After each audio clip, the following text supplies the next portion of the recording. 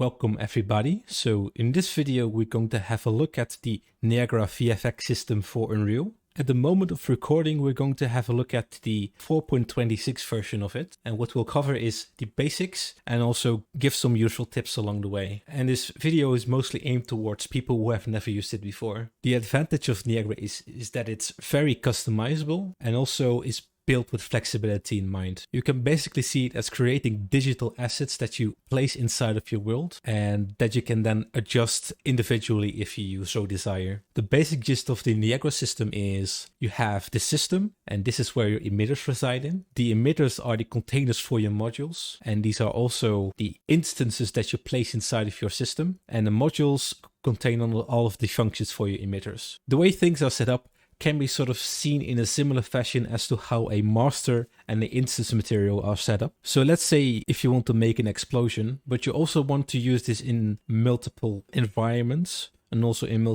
different sizes. So what you do is that in your emitter, you define all of your common parameters and use that as a blueprint for all the rest of your explosions. So you don't really have to make a new system every time you want to change something. And with the user parameters, you can then tailor make every single system inside of your level to fit your needs. So it is not necessary to make a new system for every little change you want to make. So if we now right click in our folder and go to Effects, you can see here the Niagara emitter and the Niagara system. And these are pretty much the only two categories you will need. So if we now go to emitter, you can see that you are greeted with this screen.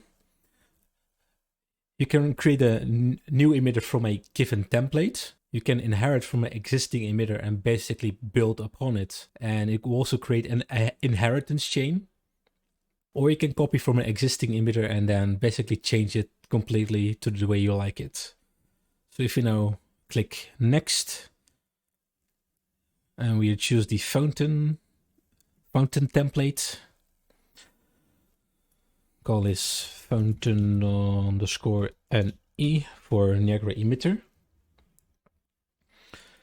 If you now open the emitter, you'll be greeted with this screen. And as you can see now, here's where your emitter will reside, and we'll now go over what everything will entail.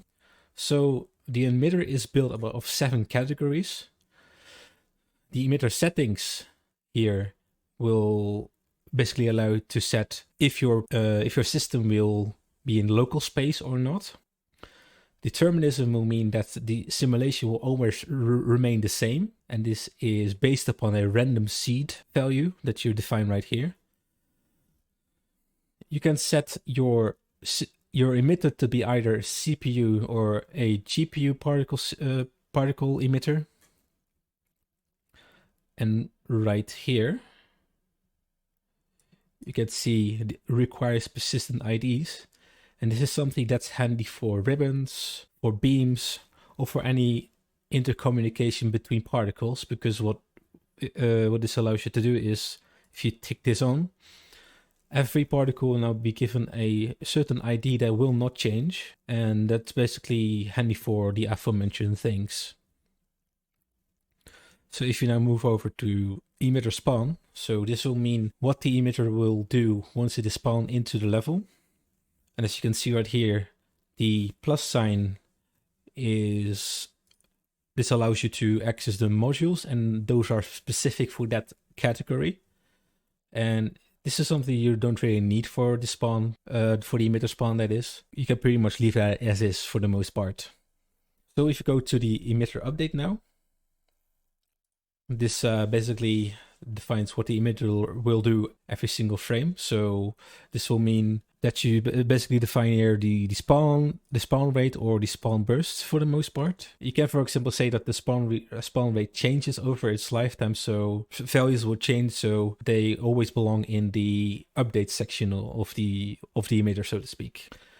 If you go to the particle spawn, so this will then mean that this defines what the particle will be once it is spawned. Here are all of the set values for some of the basic things of the particle, as in the lifetime and the color.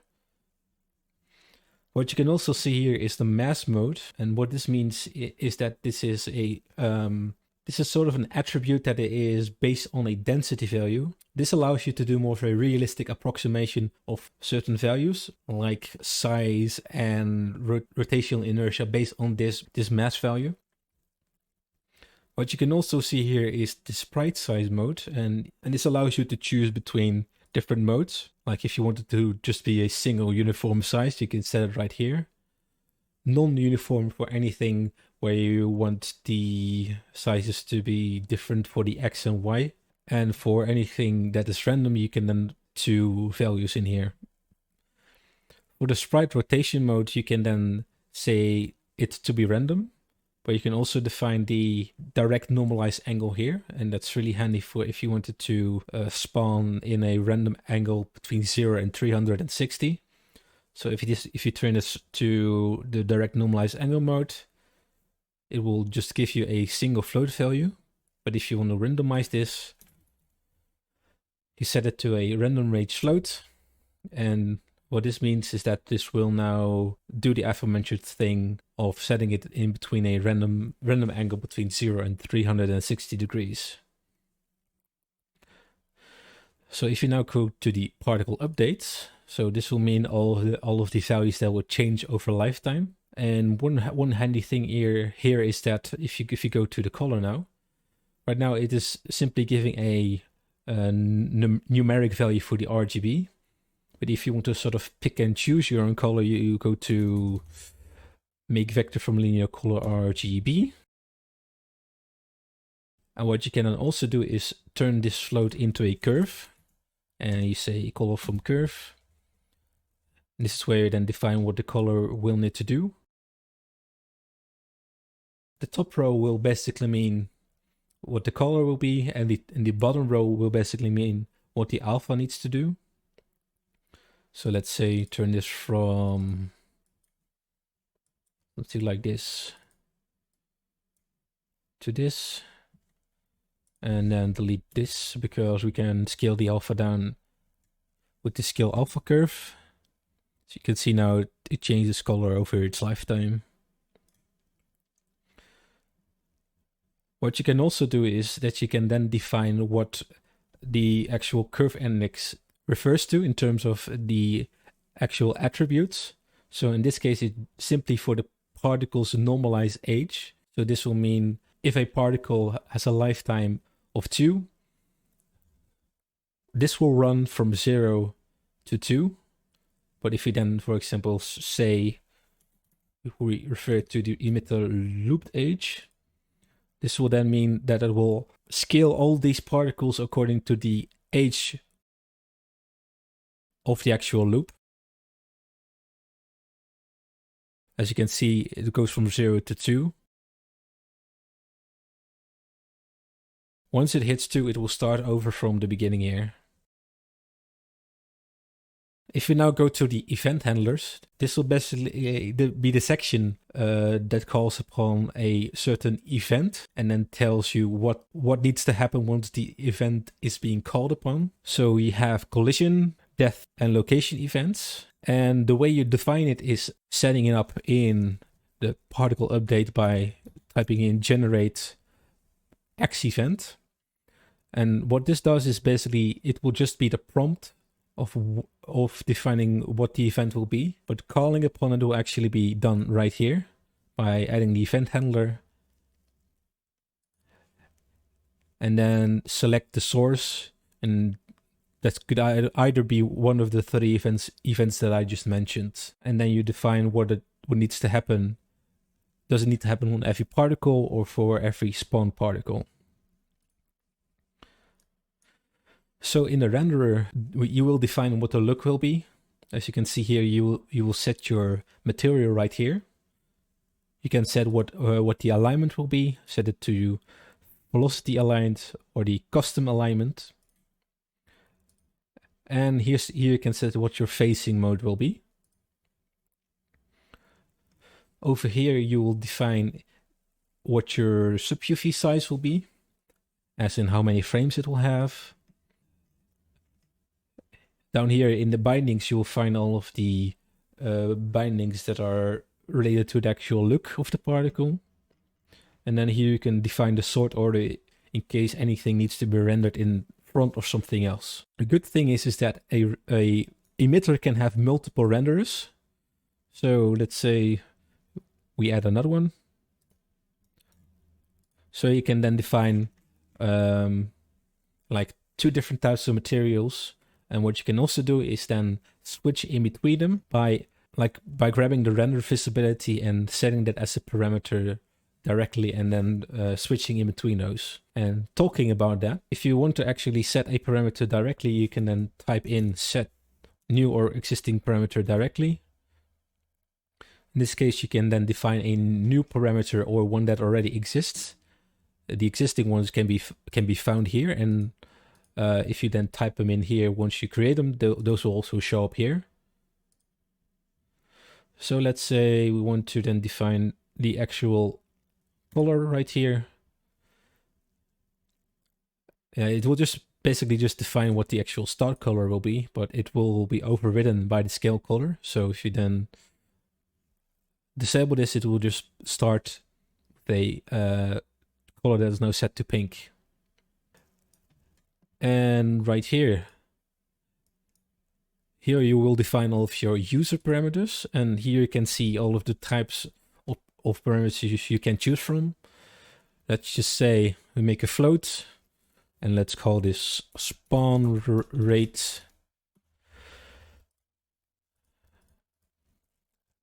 And if you then say, we go to here, and if we then drag this in here, you can then see that the spawn rate is now linked to the user exposed parameter. And this can then be defined further once you actually place it inside of your emitter. But we'll touch upon this a bit later. Right now, we'll go over some of the other UI elements of the Niagara system. So what you will find here is your viewport.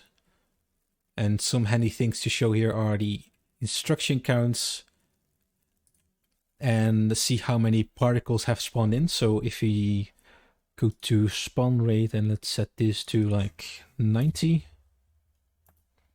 and disable this for a bit, you can now see how many have spawned in. And here are some handy view modes. You can, for example, say to view it in a unlit mode. And one other handy mode right here is the shaded complexity mode. And what this does is this will visualize how much overdraw there is. And if we, for example, say we overdo this quite a bit by making this 100 and 200. So the bright spots will basically be the areas that have like a lot of overdraw. So what this means is that there is like a lot of overdraw going on right here, and this will really impact the frame rate very heavily, because what is happening here is that there are a lot of transparency layers rendered behind each other, and that's very heavy. So make sure that if you work on a certain particle and it might look correct, it can also mean that it can sometimes mean that it's very shader complex in a way. So make sure that you reduce the hotspots as much as possible so that it will still look right and also perform well. So the actual like move modes is Alt to tumble and then holding middle mouse to pan. And if you press F, it will focus in on your particle again. So right here you will have your compile prompt, and this will basically tell you if a particle is good to go or has some errors that you need to fix. And speaking about that, if there is any errors popping up, so let's say we are going to add a curl noise. So right now this error is popping up. So this means that there's either a codependency that's missing or it is not in the right order. And right now it is basically the case that this is not placed above the source force and velocity. If you drag this above, or either click fix issue, the error should be gone. The thumbnail right here is, this allows you to make a screenshot of the current viewport, and this will make it easier to distinguish between effects. So over here you have the bounce. So this will basically visualize the like cooling volume of the emitter. And this is something that needs to be turned on once you actually start with GPU particles, because they need to be cooled because they're of course like quite heavy. And over here you can see the performance tab. That's something that has been recently added into 4.26. So what this allows you to see is that the timings of each category and the percentage of each node, and in terms of how much it contributes to that timing. So as you can see right here, should always still be good. So if you now go over to the attribute spreadsheet, this allows you to capture what certain parameters are doing at a given frame. You can also see this as the spreadsheet inside of Houdini. This will also which allows you to view all of the actual like values as well and what the parameters are doing. And right here you can change some settings in terms of what the look of the viewport looks like. So you can then say to not show the environment, but to show like a floor. And you can also change your cube map in case you want that. Adjust some post-process settings for previewing purposes, for example. Like down here you'll find your timeline. And this is basically the place where you will place all of your emitters into. And another thing here is that if you, for example, say I add a burst into this and turn this off. So you can now uncollapse this. And time, if you want to have a burst in another location. So this will then add another, so this will now add another burst to the timeline. And that's kind of like more handy for that. Over here you will find your log. In case any like errors show up, they will show up in here. And that should basically be it. So right now we're going to make the system.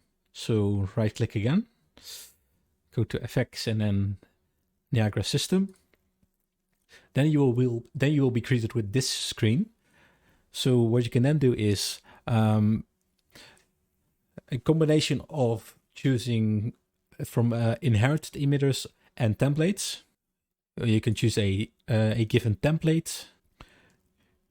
You can copy an existing system and then basically change it up to your liking, or create a totally empty system. So what we'll do is select the first one, new system from selected emitters.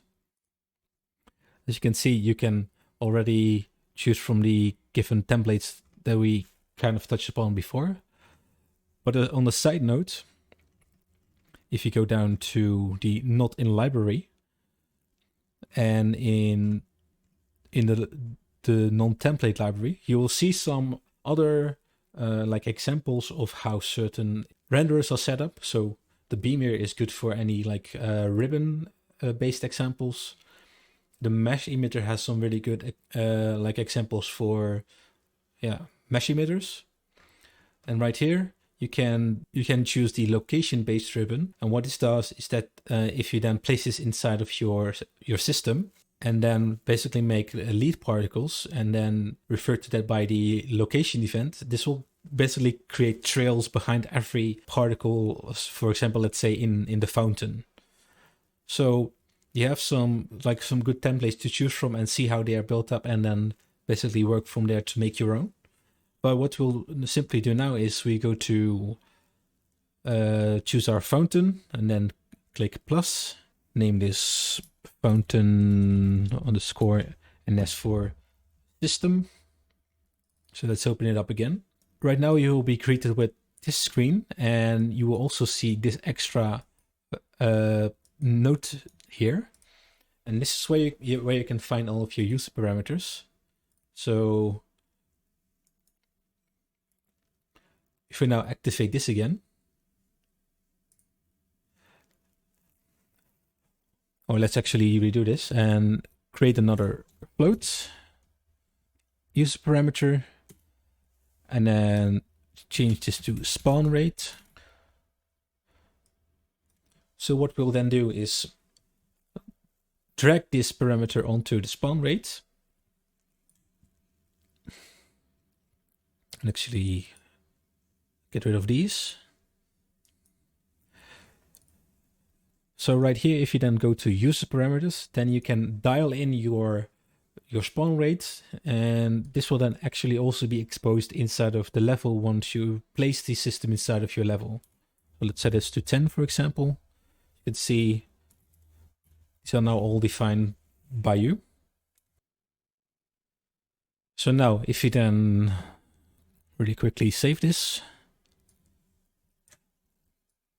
and then place the system inside of our level, it will now automatically start playing. And since this is a continuous system, it will just keep on going and we'll never really have like an end to it. So if you then select the viewport and then press space, it will start resimulating.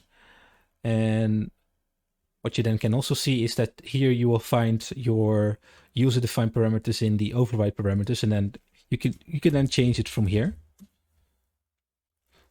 to the way you want. And let's say you want to add like another parameter. So let's say we'll make this a linear color. And then set this to start color.